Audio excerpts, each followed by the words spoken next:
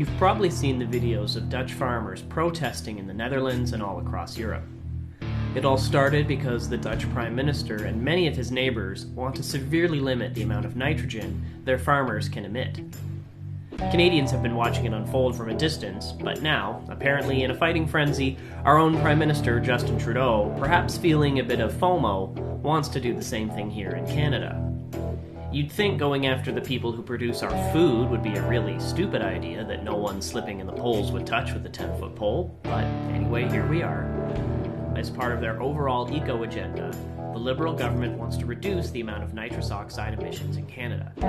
They say it has nothing to do with going after farmers or the food they produce, but the only way to reduce emissions is for farmers to cut back on their fertilizer use. And in case these politicians forgot Agriculture 101, nitrogen is the main ingredient in fertilizer. It's plant food. It's what helps our farmers grow their crops and get the most food out of each plant that they grow. And in case these politicians also forgot Economics 101, if you reduce supply while demand remains unchanged or goes up, you end up with food skyrocketing in price.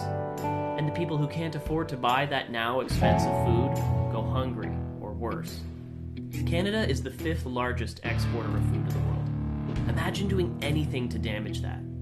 This government's plan would harm the bountiful harvest Canada's farmers produce, and will guarantee a lot of hungry people in the months and years to come should they move forward on it.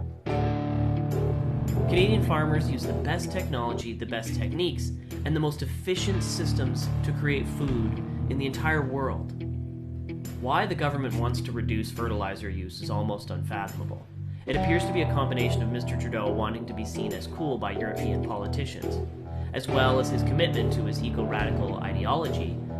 Mr. Trudeau is very wealthy. He will never have to worry about the rising costs of food. He will never have to worry about his children not eating enough. But the story is much different for the rest of us.